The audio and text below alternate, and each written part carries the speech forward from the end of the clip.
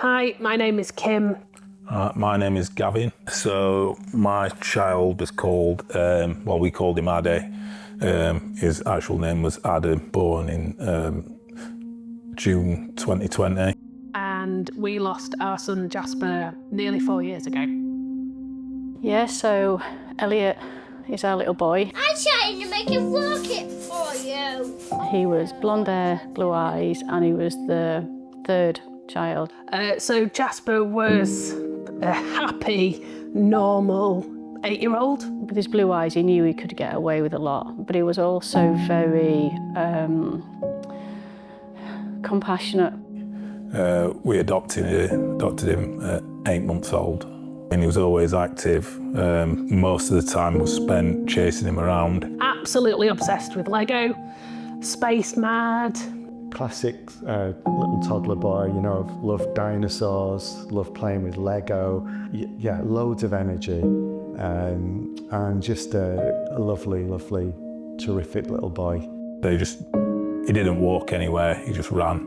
He had just a normal, happy life. The night prior to finding Ade, we went swimming, came home, had something to eat, and Ade had a little bit of a temperature. And as always, just give him a little bit of Calpol, put him to bed.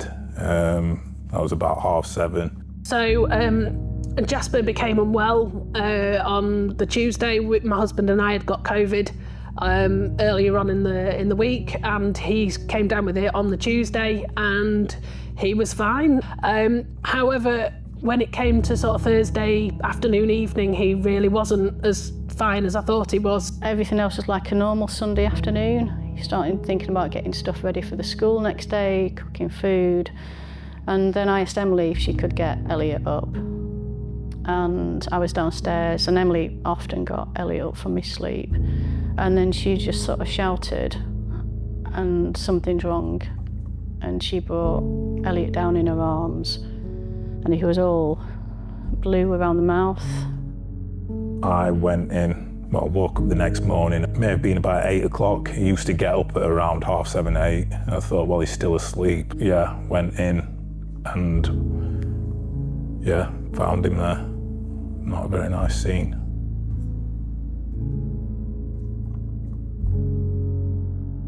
So spoke to 111, and they referred us into the out-of-hours GP. So we saw them on Thursday night. He quite clearly wasn't well at that point, but there were no indications that he was not going to make it. And then, for the first time ever, I put him in bed with us. And at 5:30 Friday morning, that was it. Sorry. We walked into the hospital as a family of 5, and we walked out as a family of 4, and all we had was this leaflet that said, "I'm sorry, your baby/child has died." The days and weeks afterwards was a blur, really. My biggest worry was like, I've no idea how I'm going to deal with this, but how am I going to help Ollie and Emily, and how are we going to help each other? And that was my biggest fear, because I was thinking about the impact and what this could do to us as a family. So your head is there, and then having to deal with the processes.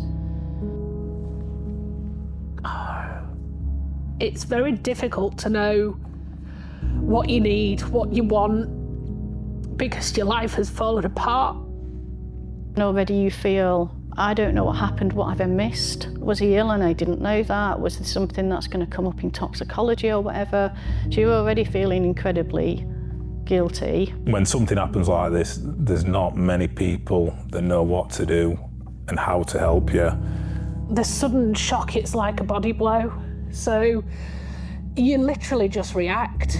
We didn't know whether or not we'd just been really unlucky with that lack of support and the difficulties with all the processes. So we did a piece of research with families and basically asked the question in terms of what support is needed, what were people's experiences.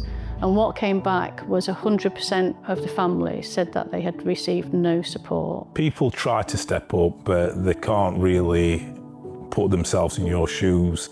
Families asked two things, and the main thing that they wanted was support in the moment and allow them that space to sort of be with their family and to grieve. So what we then did is we did some fundraising, and we delivered the first bereavement support worker who works with families in the immediate aftermath of losing a child, and that was the first role across the UK. So we've been funding these roles since about 2017, and the feedback from families and the difference that that makes, and we set out with Elliots Footprint that if we can make a difference for just one family, it's worth it. First heard about Elliots Footprint maybe 2 years ago when I met Andrea and John at an SUDC meet. We got talking to them and they explained that they had a charity set up, and from there we got on quite well. We met up a few times and asked us to come to interviews like this and see where we can help out. But we're both on the same page. We both want to find out what's happened to our children, can it be prevented, and the stress for good people. I think small local charities do need a lot of support.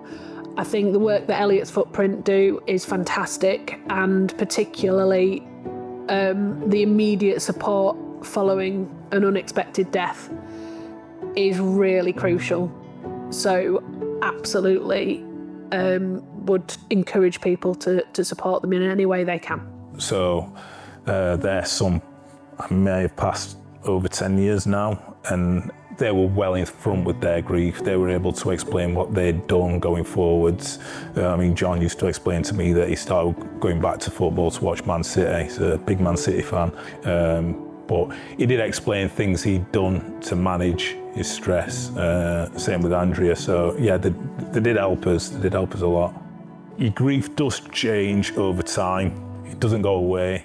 I still have days where it feels like it's day one and I'm starting over again.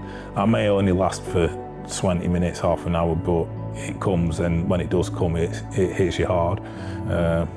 It's never going to go away. It's just now about trying to manage the grief.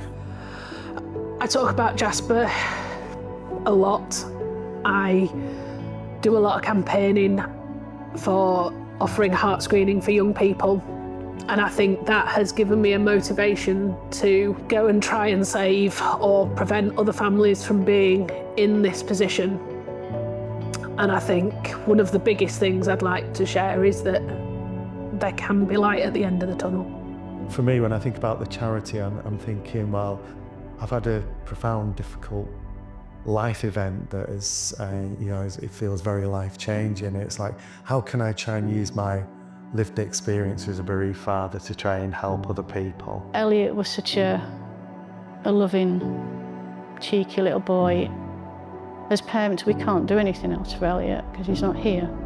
But we can help with his loving legacy. And if we have impact for families and professionals, then brilliant. That's Elliott's love, that's living on.